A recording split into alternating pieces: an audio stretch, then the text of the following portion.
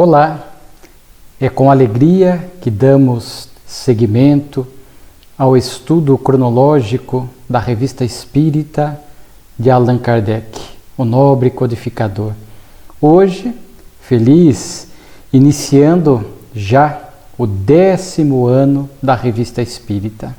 Como o tempo passa, quando olhamos para trás numa análise retrospectiva, quantas coisas pudemos refletir, compartilhar, aprender nesses 9 anos de Revista Espírita.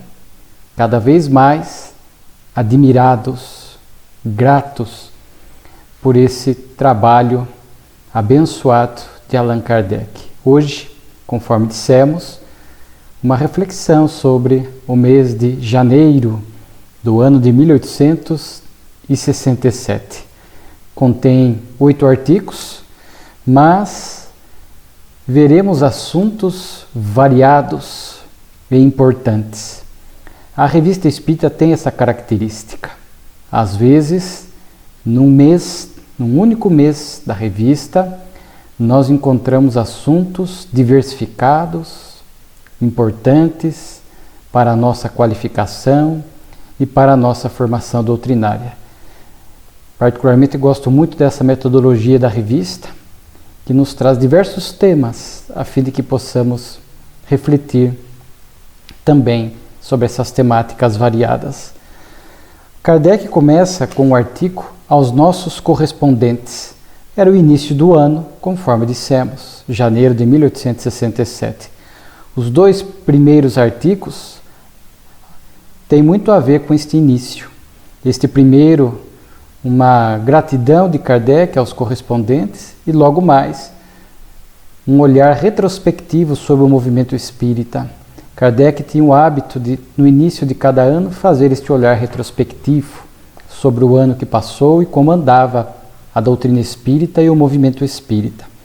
Aqui no primeiro artigo, aos nossos correspondentes, é algo interessante, porque um artigo simples, aparentemente simples, o codificador conseguia torná-lo especial.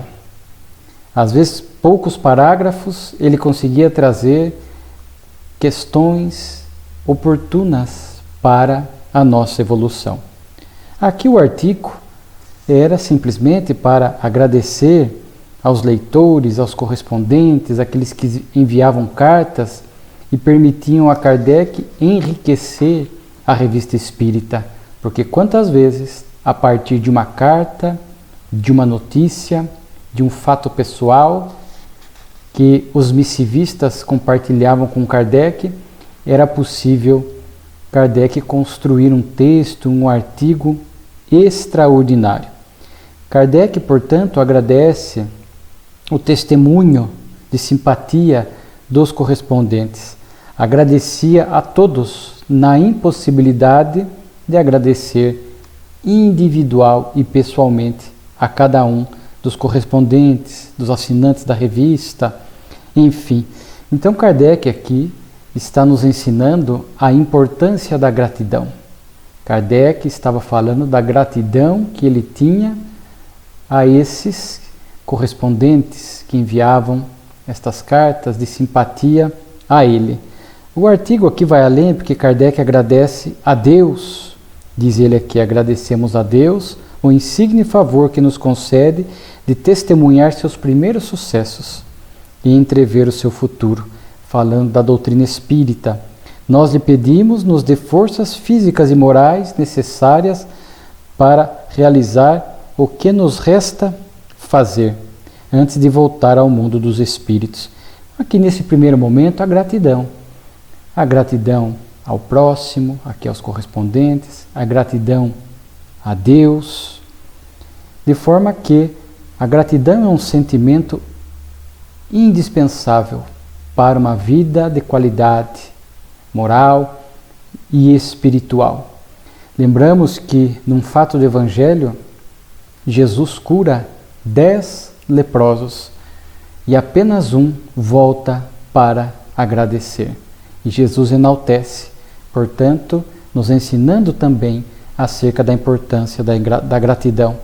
E hoje em dia há muitos estudos na área da psicologia, na área da ciência médica, na área religiosa, acerca desse sentimento. Ser grato à vida, ser grato ao próximo, ser grato a Deus.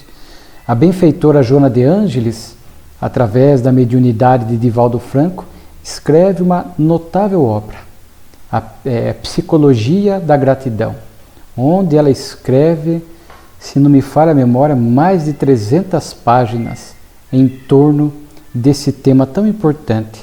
E este livro citado de Joana, em particular, foi muito importante numa determinada fase da minha vida.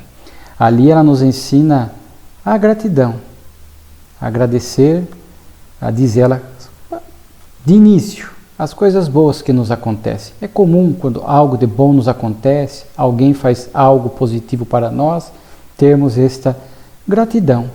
Importante agradecer por palavras, agradecer às vezes, quando não é possível por palavras, por gestos, pelo pensamento, pela oração, mas ela vai muito mais além.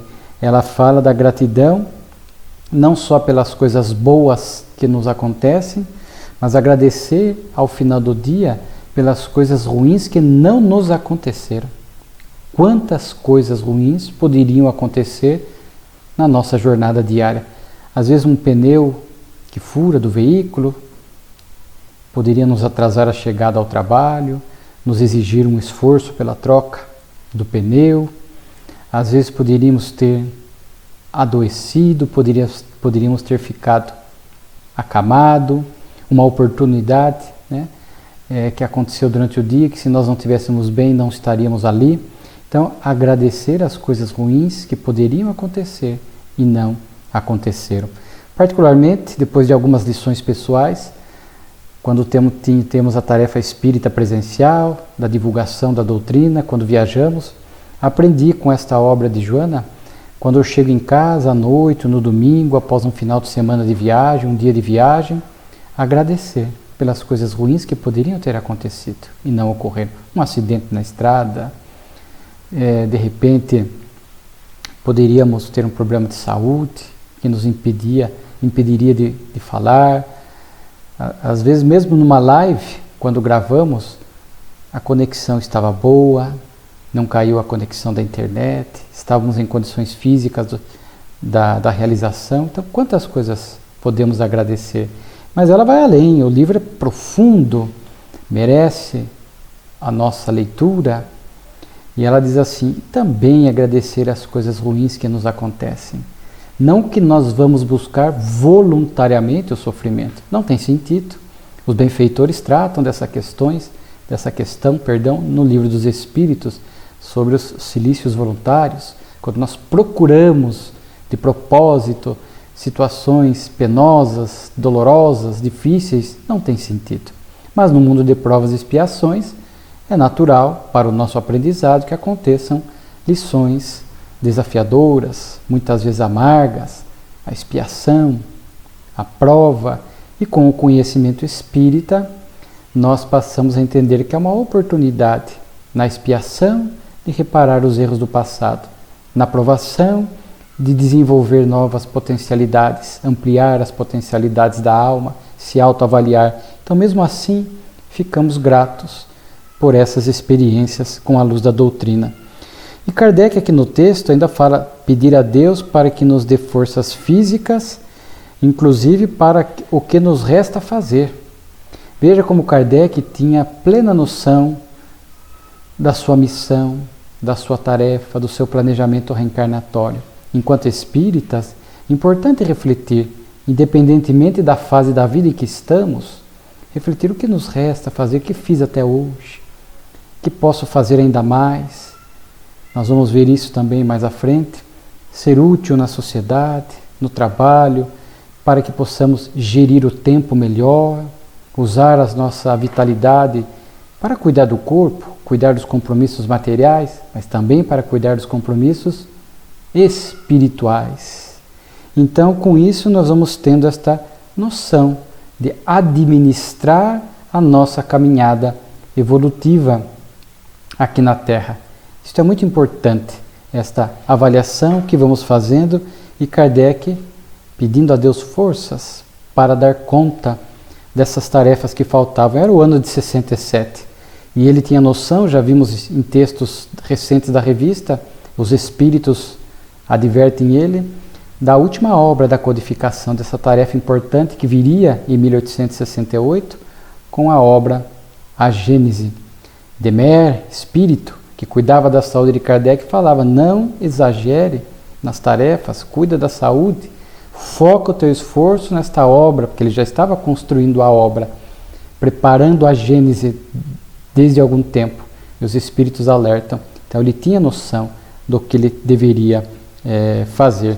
Porque como ele diz aqui, ele vai falar mais à frente nesse texto aos correspondentes, ele diz assim: o que eu fiz, outro poderia ter feito.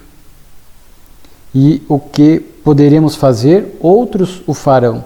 Então, quando lhe aprouver chamar-nos, ele, Deus, saberá prover a continuação de sua obra. Sempre registramos que a revista é a oportunidade de ver este lado moral de Kardec. Então, vimos aqui a sua gratidão, vimos a sua humildade. Outro poderia ter feito o que eu fiz. A obra de Kardec, a sua missão era grandiosa, de um espírito superior.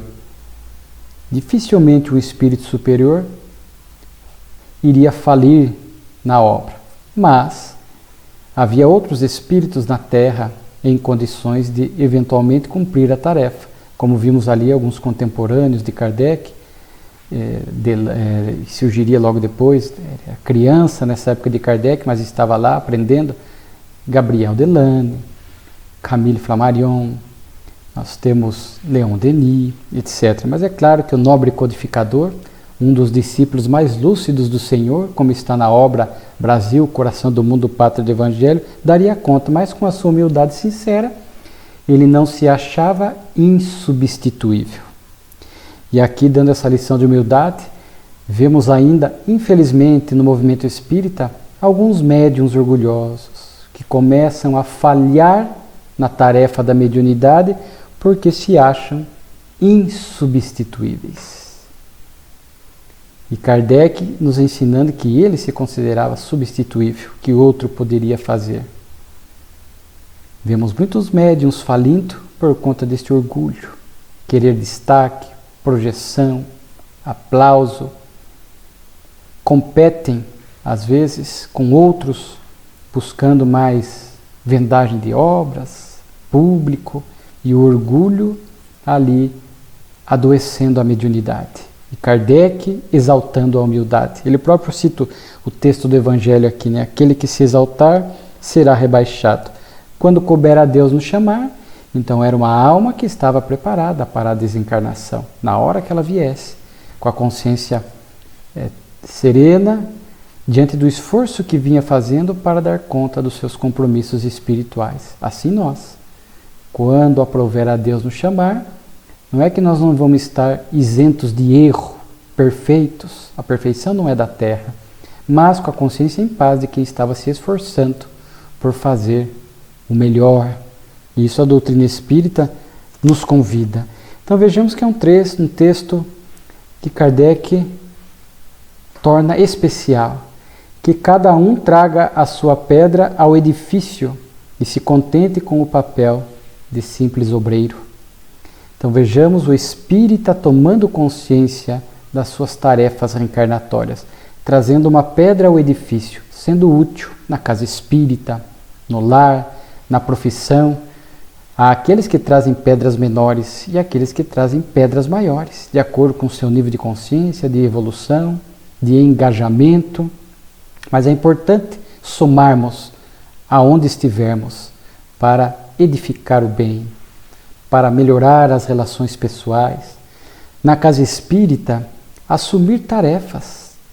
O movimento espírita necessita e muito de trabalhadores, de tarefeiros, obreiros, como diz aqui. Aquele que vai entregar a mensagem, aquele que vai entregar a água após o passe, aquele que vai organizar o público que chega apontando o local, aquele que vai ajudar na limpeza da casa, na organização das mobílias, cadeiras, aquele que vai ser médium, aquele que estará no passe, no atendimento fraterno, necessitamos.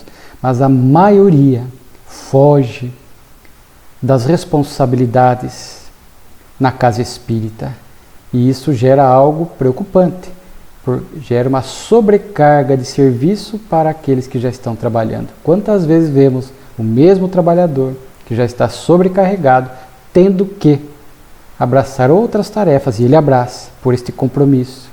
Vence cansaço e outros impedimentos para dar conta de mais uma tarefa, porque muitos ali estão sem abraçar nenhuma. Então Kardec fala disso.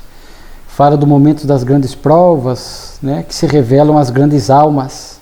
É também então que se revelam os corações verdadeiramente espíritas, pela resignação, pelo devotamento. E ele relembra, os tempos são chegados.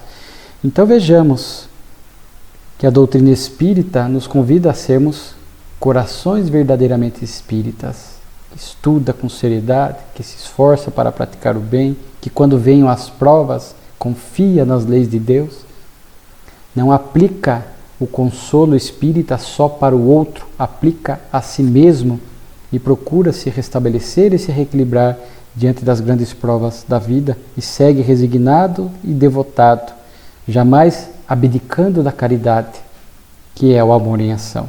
Então, um texto simples, vejam quantas ideias nos permitiram. Kardec segue no segundo artigo que havíamos citado, do olhar retrospectivo, e ele vai aqui destacar principalmente o crescimento da doutrina espírita, apesar dos ataques, das distorções que continuavam.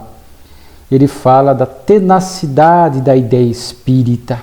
Tenacidade nos remete à resistência, a algo difícil de partir. E o espiritismo, por ser as leis divinas reveladas aos homens, portanto, atendendo aos apelos da razão e do coração, tinha essa característica de tenacidade. Veio para ficar, em que pese os ataques. Então Kardec lembra disso e usa uma frase bonita para falar desse movimento de crescimento da doutrina espírita. Ele avança, por assim dizer, só semelhante a um curso d'água que se infiltra através das terras, abre uma passagem à direita, se o barram à esquerda e pouco a pouco mina as pedras mais duras e acaba por fazer desabar em montanhas, vence qualquer obstáculo. Como diz o Livro dos Espíritos, um dia a doutrina será crença geral. As suas ideias, os seus princípios será crença geral e estará no coração de todos, estará nas demais religiões. Isso é muito importante.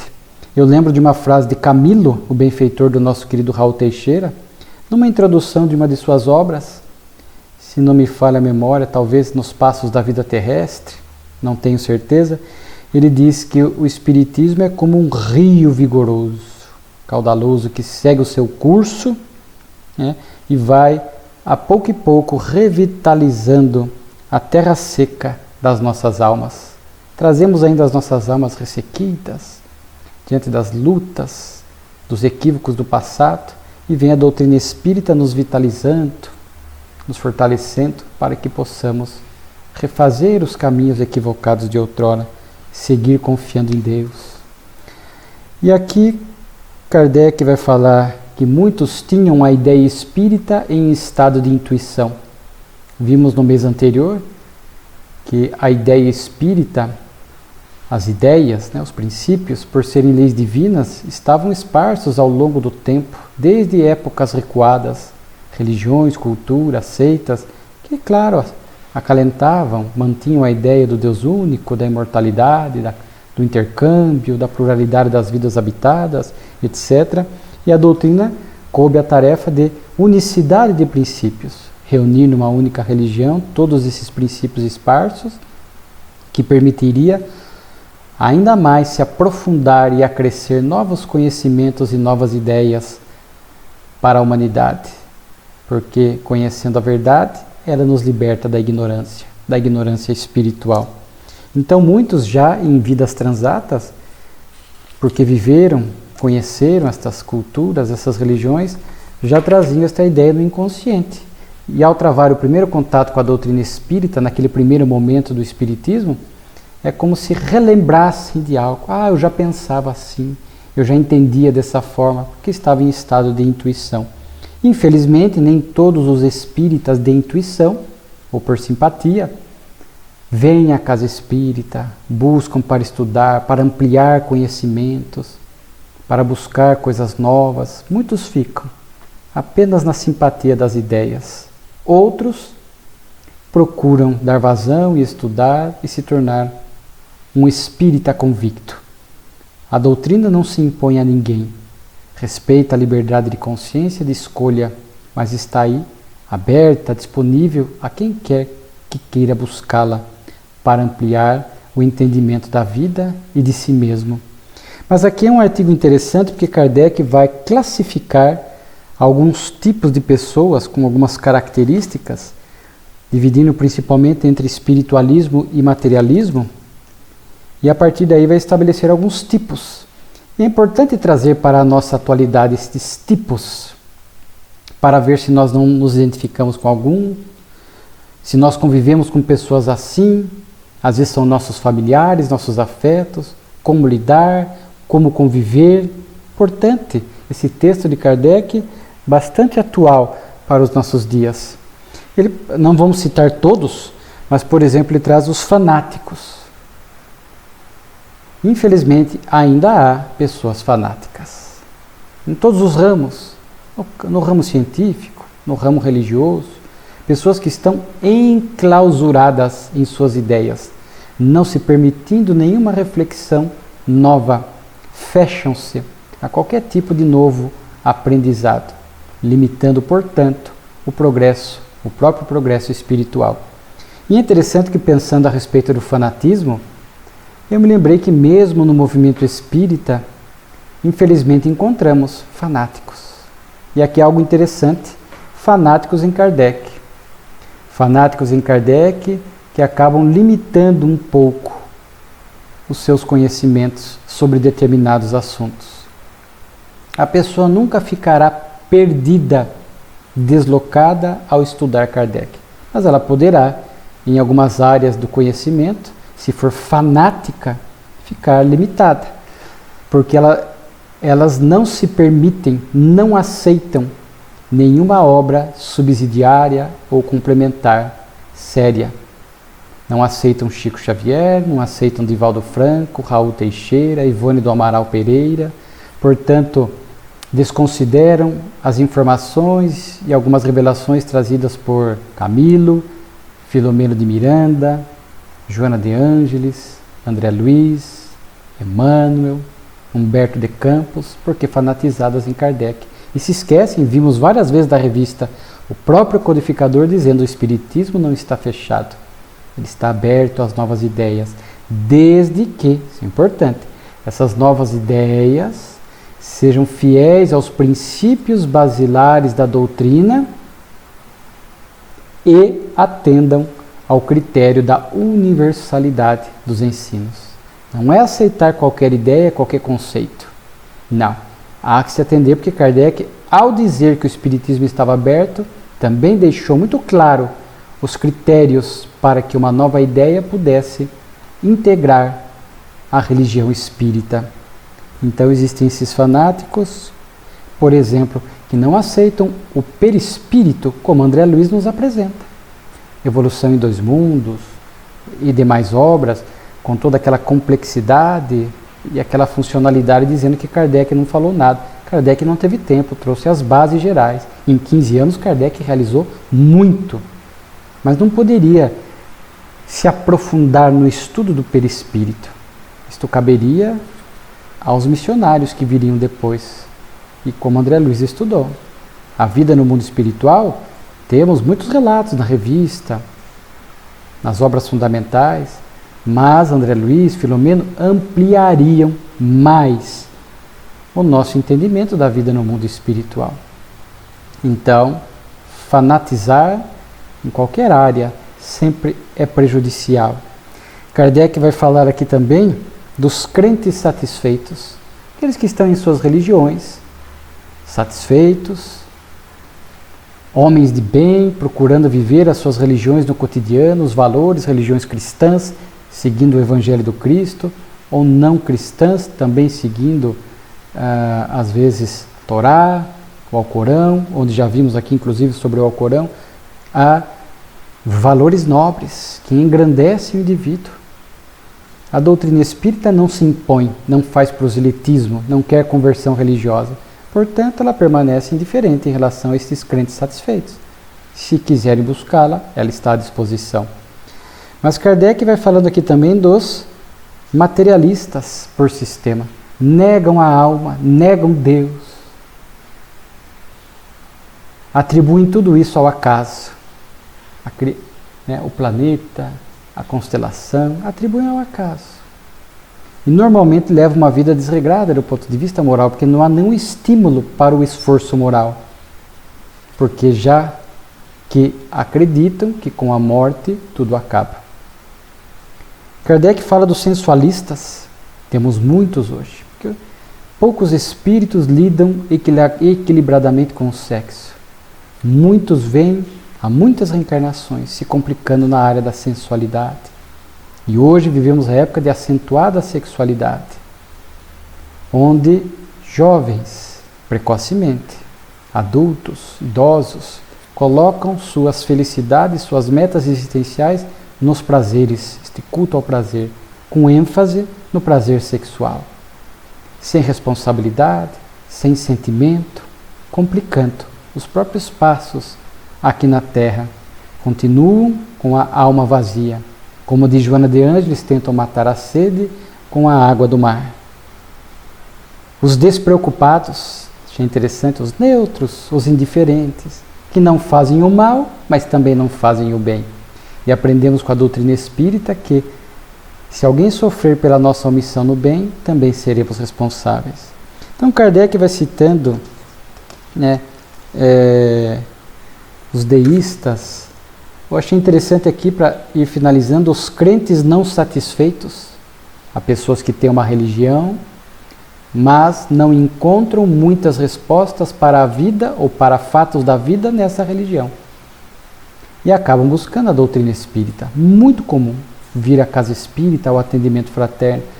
Pessoas que passaram às vezes por luto, por reveses, por doenças e querem entender a desencarnação, não aceitam o céu e inferno clássicos como locais eternos de beatitude ou de sofrimento, querem entender a influência espiritual, entender a vida futura e vêm à casa espírita. Muitos não se desconectam da sua religião original.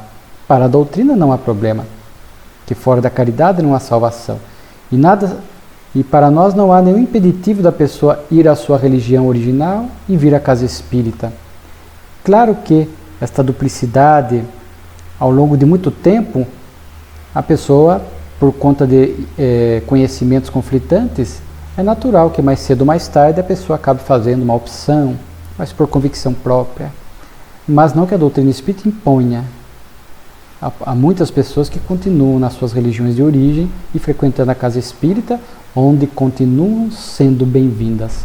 Muitas vezes o oposto não ocorre. Quando se sabe na sua religião original que ela está frequentando a casa espírita, porque muitas pessoas me contam, elas acabam sofrendo uma reprimenda, uma demoestação. Mas enfim, a doutrina espírita está aí com a sua fé lógica, fé racional, caminhando lado a lado com a ciência, conforme mencionamos, atendendo às dúvidas existenciais. E muitos crentes não satisfeitos vêm buscá-la. E a casa espírita sempre estará de porta aberta. E tem aumentado o número. Com a pandemia, esta época de transição planetária, muitas pessoas querendo entender o porquê do sofrimento, esta época de transição, enfim. E a doutrina vem ofertando esses conhecimentos valiosos em doses generosas para a nossa alma, muitas vezes ainda ressequida. Espíritas por intuição, conforme nós mencionamos. Então, aqui, 3 pontos que nós falamos. O esforço por nós não estarmos aqui por ser um destes, Eu, com o conhecimento espírita, já não posso mais me comprazer na sensualidade perturbada. Já não posso mais me comprazer na indiferença, na neutralidade. Então, convivemos com pessoas assim, às vezes no trabalho, Como é que nós nos comportamos? Um crente não satisfeito, que vez que outra vem nos interpelar sobre uma questão espírita, acolher, instruir na medida certa, nem mais nem menos. Mas para isso temos que estudar a doutrina, evitando as opiniões pessoais. Às vezes, estes sensualistas, os materialistas, os despreocupados são nossos parentes, nossos filhos, filhas, maridos, companheiras, pais. Como conviver com eles? Ficar indiferente? Ou dialogar vez que outra, orar por eles, lançar sementes, semear, como disse Jesus na parábola do semeador, para que a pouco e pouco esses espíritos queridos possam começar a refletir sobre as verdades espíritas, as leis divinas que regem a nossa vida. Então não podemos ficar assim totalmente inertes em relação a isso. E principalmente dando o exemplo. E Jesus é um grande exemplo para nós, porque conviveu com todos. Conviveu com as mulheres marginalizadas à época, com os homens, ricos, pobres, doentes, saudáveis, enfim, conviveu com todos, porque sabia que todos, inclusive ele, eram filhos de Deus e deveria ali viger nessa relação a fraternidade e a amorosidade. E procurou o Cristo levar a sua luz a todos, respeitando aqueles que não queriam naquele momento. Assim nós levamos um pouco da nossa luz, do nosso entendimento em torno da vida, do nosso esforço por ser melhor, da nossa boa vibração, para essas pessoas com as quais nós estamos convivendo.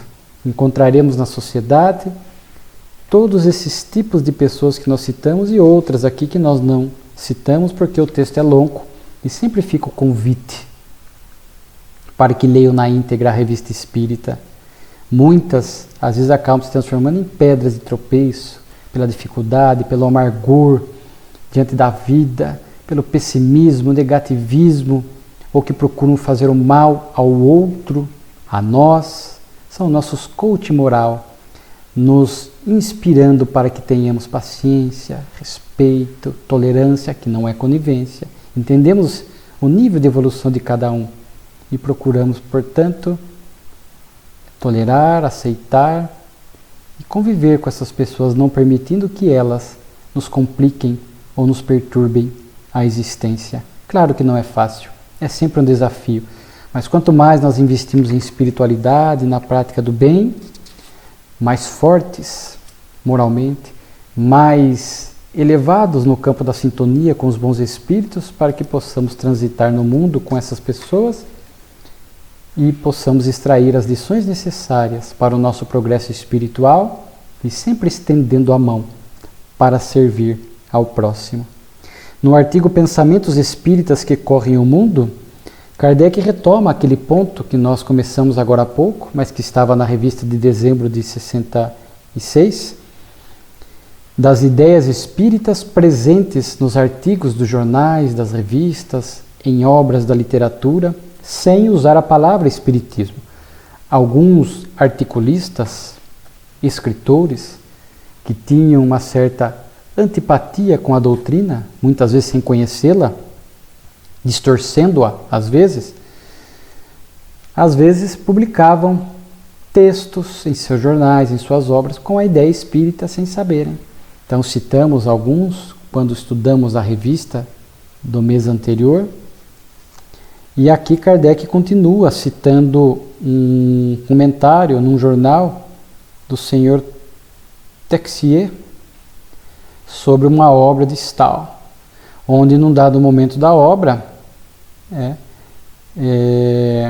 ele diz assim: disseram que numa existência anterior Balzac, Honoré de Balzac, deveria ter sido mulher. Poder-se-ia dizer também que Stahl tinha sido uma jovem. Então Kardec fala aqui a ideia da reencarnação, porque se ele foi mulher numa vida anterior, isso está falando de reencarnação. E está falando algo mais além ainda, que a doutrina espírita estuda, questão 200 a 202 do Livro dos Espíritos, as chamadas inversões reencarnatórias. A alma em si mesma não tem sexo, reencarna ora em corpos masculinos ou femininos, de acordo com as provas e as suas necessidades evolutivas, o ânimos, o ânima, né? A energia, as experiências masculina e feminina, gerando estes aprendizados necessários à alma. Certamente, quando falam de Balzac, por ter sido mulher, naquela sociedade machista, ainda temos uma sociedade machista, talvez olhassem homens sensíveis, poetas, escritores romancistas, com esta alma do sentimento feminino, que talvez cantassem, dançassem, e olhar, poderia ter sido uma mulher, né? Talvez por isso, por esses comportamentos. O que para nós espíritas não há nenhuma dificuldade de entendimento. O espírito vai, no feminino, desenvolvendo este sentimento, esta docilidade, a renúncia, a maternidade, e no masculino a intrepidez, a ousadia, a energia de ação, que o espírito vai desenvolvendo até a hora que essas energias se equilibram. Enquanto estão desequilibradas, muitos conflitos, e Kardec, na própria revista de janeiro de 66, fala quando estão acentuadamente desequilibradas, podem até gerar algumas anomalias aparentes. Quando, por exemplo, um espírito vem sucessivas vezes como homem e de repente tem que inverter a reencarnação e ainda mantém gostos, tendências e inclinações femininas, né? Masculinas, perdão, num corpo feminino, por exemplo, o que explica muito de algumas questões relacionadas à orientação sexual e à identidade de gênero. Mas enfim, isso à luz da doutrina espírita nós vamos procurando compreender tudo isso. É um texto muito bonito, onde Kardec, portanto, vai falando desta ideia da reencarnação, presente na literatura, nos jornais, e muitas pessoas se simpatizam com a ideia da reencarnação. Já citamos aqui que no Brasil estima-se que mais de 50% das pessoas aceitam, acreditam na reencarnação. Só que muitas não procuram pensar mais adiante sobre este tema. Porque se eu admito a reencarnação, já vivi em corpos diferentes, pressupõe que eu vou viver em corpos diferentes, seguindo o progresso. E aí, muitos assuntos consequentes surgem. Onde eu fico durante o intervalo das reencarnações, como é que se dá esse progresso no mundo espiritual. E aí Kardec, falando a respeito disso, diz, né, para que a alma possa realizar uma série de existências sucessivas no mesmo meio, é preciso que não se perca nas profundezas do infinito. Deve ficar na esfera de atividade terrestre.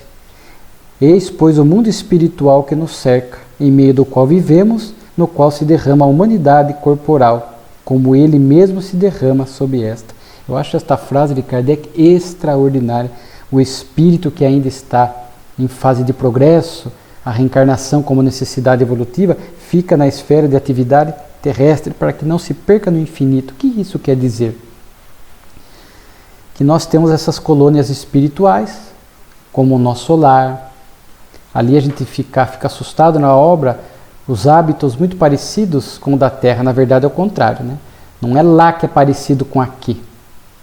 É aqui que é uma pálida cópia do mundo espiritual. Mas lá nos assustamos com as casas, as edificações, os veículos, as ocupações, noivado, etc.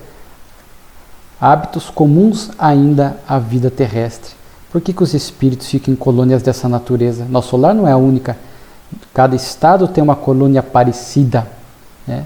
Na Bahia, a colônia espiritual Redenção, que são destinadas a esses espíritos com necessidades de reencarnação, de progresso. Claro que há os dirigentes, os espíritos mais elevados que trabalham como grandes tarefeiros, o governador, ministros dessas colônias que estão acima da média.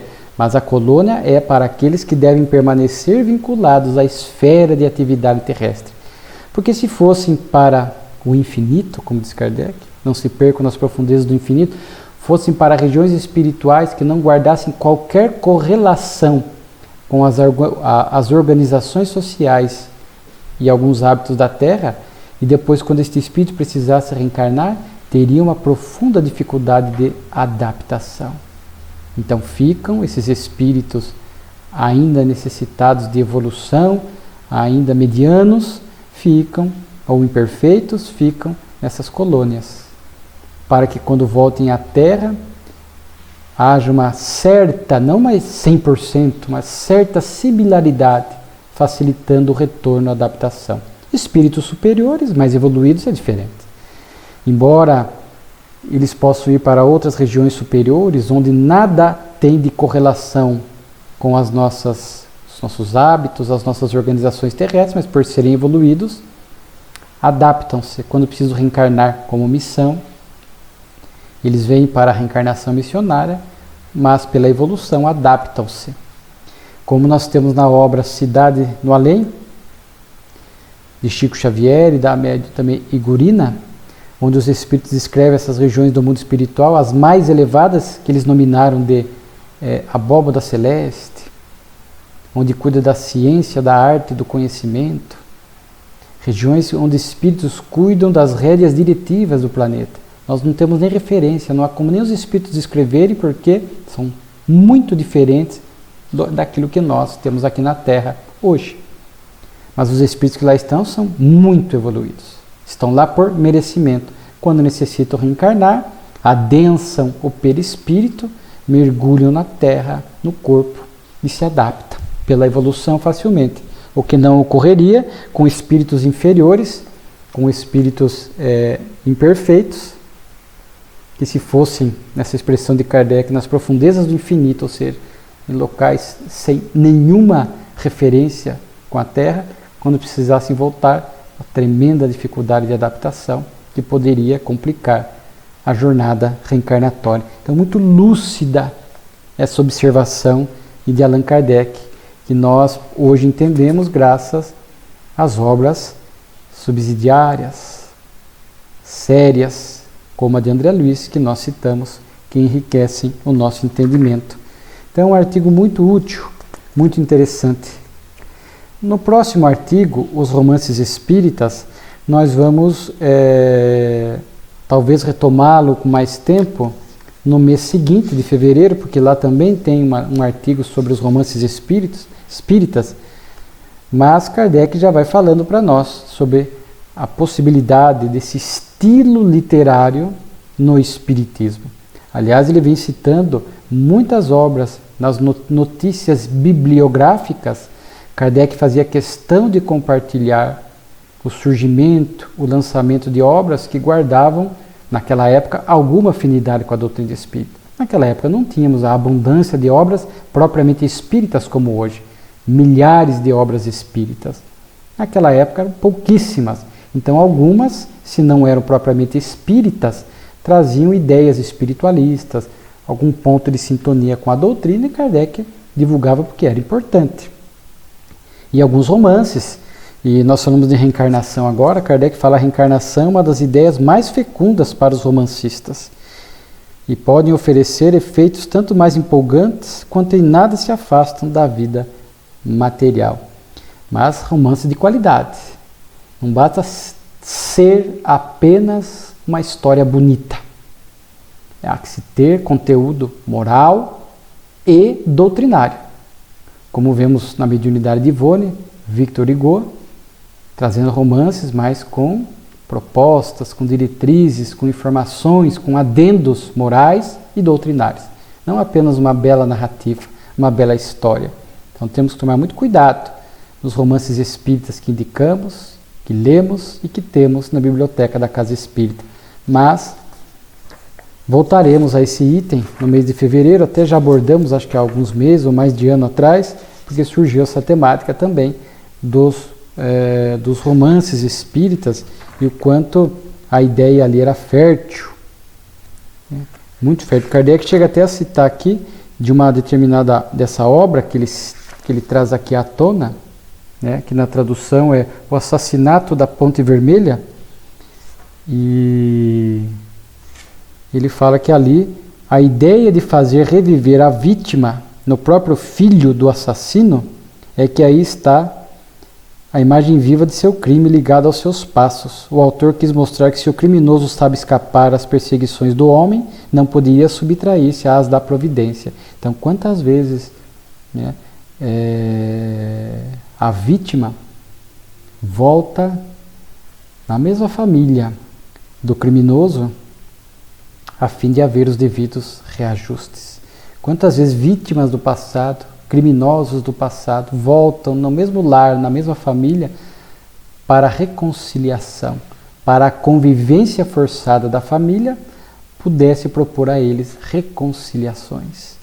Porque se eu encontro um desafeto, e aquilo é muito forte, uma antipatia à primeira vista, e eu imagino que uma vítima e um assassino, e o respectivo assassino, quando se encontram e não houve esse trabalho amoroso de reconciliação, certamente haverá uma repulsa fluídica. E se não está na minha família, naturalmente, se é alguém que eu encontro na sociedade, eu procurarei me afastar e nunca mais encontrar essa pessoa. Quando está no lar, o lar, em sendo esse grande laboratório de reajustamento, muitas vezes impõe e propõe uma convivência. E a doutrina espírita, nos explicando as causas das antipatias, também nos reforça a importância da convivência, do respeito, né, para que possamos ir transformando esses laços de ódio em laços de amor, que muitas vezes não se dão de uma para outra hora. Mas o artigo é bem interessante, certamente voltaremos nele. E Kardec segue aqui com variedades. Aqui apenas um retrato físico dos espíritas, daqueles que perseguiam a doutrina e distorciam, tentando mostrar que esteve o articulista aqui, que esteve no encontro espírita, que os espíritas eram pessoas estranhas, se distingue por um aspecto do outro mundo, palidez da pele, o emaciado do rosto, o profético devaneio dos olhos, perdidos num vago oceânico. Então, tentando traçar uma característica física do semblante dos espíritas, para mostrar que eram pessoas estranhas, exóticas, fora do normal ou anormal. E Kardec vai dizer que tentar traçar um perfil físico da face dos espíritas é algo que, de fato, somente um adversário da doutrina espírita poderia se dedicar a fazê-lo. Depois tem a necrologia, também um artigo muito interessante, que traz a desencarnação de um membro da Sociedade Parisiense de Estudos Espíritas. Várias vezes vimos esse tipo de notícia na revista. E aqui Kardec traz a desencarnação de Charles Juliet Leclerc. E o interessante aqui é que fala que tinha morado muito tempo no Brasil e lá tinha aprendido as primeiras noções de espiritismo. Então Leclerc, que depois voltaria para a França e frequentaria a Sociedade Parisiense de Estudos Espíritas, tornou-se conhecer o espiritismo no Brasil. Então, importante isso. É uma forma de agradecermos aos pioneiros da doutrina, porque desde os primeiros anos da doutrina, logo já encontrávamos a doutrina espírita aqui no Brasil. Claro que não de forma abundante, mas os pioneiros. Inclusive o jornal citado aqui na revista, acho que é Eco de Além Túmulo, se não me falha a memória, Kardec enaltece que era um jornal neutro, que não distorcia a doutrina. Cartas que ele recebia do Brasil, esses pioneiros, Dr. Bezerra, né, que é um dos pioneiros, Luiz Olímpio, acho que Teles de Menezes, se não me falha a memória, e então, grandes pioneiros da doutrina espírita que permitiram que desde os primeiros tempos a doutrina começasse a frutificar em solo brasileiro. E aqui Leclerc, Kardec fala que era um homem de bem, um espírita de coração, e que a pedido da família ele foi orar no enterro. E a gente sabe da importância da prece nesses momentos de transição da vida física, da partida, do desligamento do corpo físico e da chegada no mundo espiritual. Kardec fala que o que aconteceu com Leclerc era um exemplo de incertezas da vida, porque nada que prenunciasse a sua desencarnação. Aqui é o que consta, ele teve um AVC, mas a sua saúde estava boa, ninguém esperava. Então, aqui ele novamente fala daquele tema que vimos no primeiro artigo: se aprouver a Deus nos chamar a voltar à pátria espiritual, temos que estar preparados. E aqui ele diz assim: Deus nos adverte para nos mantermos sempre prontos a prestar contas do emprego que fizemos do tempo que passamos na terra. O que temos feito deste tempo na terra? Temos desperdiçado, aproveitado? Aí é uma análise profundamente individual. E é isso que vai determinar a nossa volta ao mundo espiritual, este bom ou mau uso do tempo. Aliás, às vezes, enquanto espíritas, nós temos a chamada quadra risonha da vida.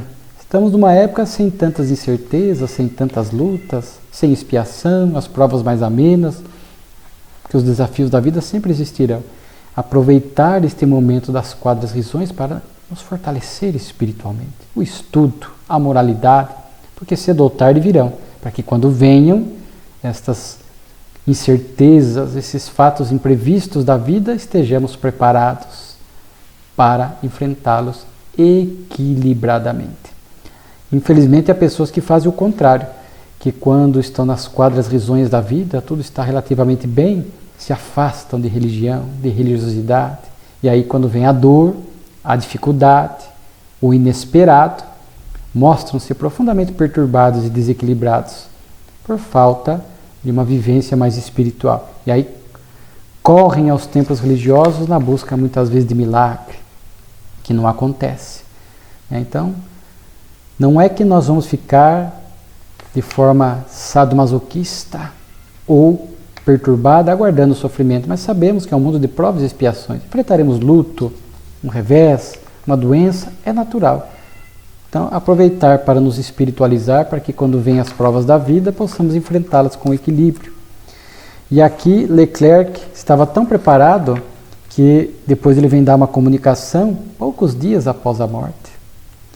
Profundamente lúcido. E essa lucidez era resultante de alguém que estava devidamente preparado para a desencarnação, porque era um homem de bem. E é interessante aqui, o que eu chamo a atenção, a sua comunicação é muito interessante, tem muitas lições aqui, muitas lições. Mas uma que eu queria chamar a atenção, que muitas vezes nós espíritas não damos o devido valor, sabemos da necessidade, mas falta dedicação, o autoconhecimento, a meditação.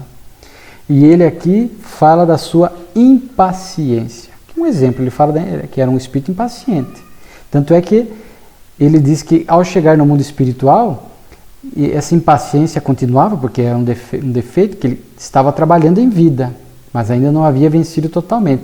Mas que ele chegou do lado de lá, ele estava impaciente para vir à Sociedade de Paris, logo dar uma comunicação e impacientemente falar 1000 coisas. E não podia, teve que aguardar. O cara foi rápido a comunicação, mas não no tempo que ele queria de falar tudo o que ele queria. Os benfeitores colocam limites, não se pode falar tudo. A revelação das coisas de lá para cá são profundamente avaliadas por esses benfeitores espirituais mais lúcidos. Ele estava impaciente. E aí ele fala que em vida ele já sabia autoconhecimento e procurou estabelecer o bom combate, procurou gerir, porque às vezes quando a gente identifica um conflito ou um defeito moral, como o caso de Leclerc, impaciência. Ok, sou impaciente.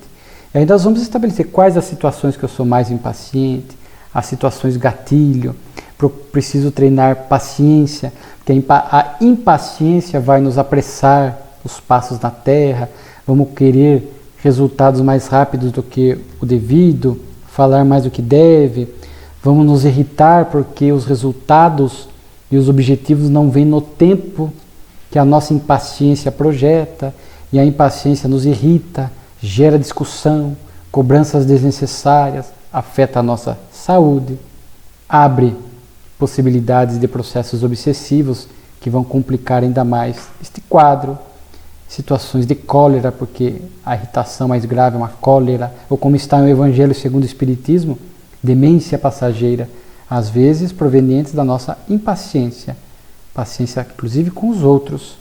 Nos irritamos, nos encolerizamos e há um surto de demência passageira, depois nos arrependemos. Mas ele tinha noção, ele trabalhou, diz ele que vinha fazendo esforço, e às vezes é válido isso, ainda que não superemos totalmente, mas a gente vai gerindo, limitando os resultados negativos da impaciência, que é o exemplo aqui que nós trazemos. Pode ser outro conflito, outro defeito, a gente vai contendo. Se eu não consigo superar ainda, mas eu vou contendo os resultados as consequências negativas disso, vou aliviando, amenizando. Eu já me torno paciente para determinadas situações que outrora eu estava impaciente, e assim nós vamos treinando paciência, treinando virtude. Chega no mundo espiritual, vamos prosseguir com esta meta. Muito mais fácil prosseguir lá do que começar lá. Então, este bom combate, este autoconhecimento tem que estar presente em vida. E ele falou quanto isso for importante, porque ele chegava no mundo espiritual e pelo menos conseguia dominar em parte a impaciência. Senão, sua situação no mundo espiritual estaria pior se ele não tivesse feito este trabalho. E aí ele fala, Kardec questiona, certamente, e porque ele vinha para descrever essas diversas fases da passagem, Kardec procurava colher estas boas instruções dos espíritos para o nosso conhecimento doutrinário. Então ele fala que viu o corpo e logo se deu conta, conhecimento espírita. Viu seu filho chegando e ali sofrendo. E aí ele foi inspirar o filho para se acalmar diante da situação. Você imagina alguém recém-desencarnado, vê o corpo, tem um choque, se equilibra, o filho vem encarnado, vê a cena, o pai caído, se perturba e ele ali tem possibilidades e recursos espirituais de tentar, pelo pensamento, acalmar o filho. Isto não é improviso, isto não é privilégio, isto é conquista, isto é fruto do esforço do indivíduo durante a encarnação. É isso que ele vem falar e que o Kardec vem nos ensinar, e o que vemos, tal vida, tal morte. E isso está de forma muito bem expressa na segunda parte da obra O Céu e o Inferno, naqueles relatos variados dos espíritos, e muitos desses relatos publicados em primeira mão na Revista Espírita. Então ele fala, a impaciência, aqui ainda sou castigado porque estava ansioso por me comunicar e vos contar 1000 detalhes. Sou obrigado a adiar. Não podem falar tudo. Mas então a gente vai vendo aqui pela narrativa de Leclerc, que foi espírita, as bênçãos da doutrina espírita na nossa vida. Os alertas, as instruções, as advertências ao ser imortal que somos. Muito importante identificar. Nós não podemos reduzir o nosso objetivo existencial em apenas fazer o bem. Muito simplista. Fazer o bem é uma das metas. Mas nos escanear profundamente a intimidade e as entranhas da alma, sem superestimar-se e sem subestimar-se, para que possamos de fato progredir, é tarefa para poucos, mas que a doutrina espírita nos inspire e nos convida incessantemente. E a questão que muito bem reflete isso é aquela famosa questão 919 de O Livro dos Espíritos. Depois temos notícias bibliográficas. Kardec cita uma obra de poesias recebida pelo Sr. Babachan, que vimos recentemente, inclusive. Depois Kardec também recebe uma carta de Rustang, dos 4 evangelhos de Rustang, apenas por uma correção na obra, já que Kardec havia divulgado a obra na revista, ele pede para que corrigisse algo da obra, uma omissão na impressão, que Kardec respeitosamente publica, embora discordasse de alguns conteúdos da obra, inclusive a questão do corpo fluídico de Jesus. E algo que eu achei interessante, ele traz também um aviso aos assinantes aqui, do atraso na revista, na entrega, que era não culpa dele, mas de má vontade de certas pessoas. Aqui já dá bem para entender, né? E por fim, retrato do Sr. Allan Kardec, muito lúcido Kardec, dizendo que ele não foi anunciado a venda do seu retrato, mas apressamo-nos em declarar que somos completamente estranhos a essa publicação. Kardec não concordava com a venda do seu retrato. Podia gerar idolatria.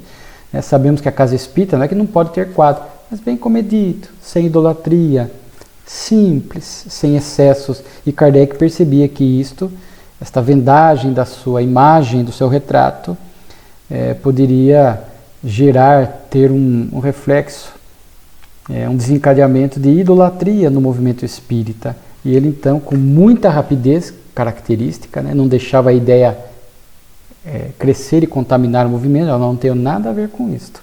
Ou seja, dizendo que não concordava. já nos trazendo aqui uma lição maravilhosa. Com Kardec, são lições abençoadas. E a Revista Espírita nos permite extrair, entender, captar essas lições, esses exemplos vigorosos do nosso querido Allan Kardec, a quem sempre externaremos a nossa gratidão. Muito obrigado.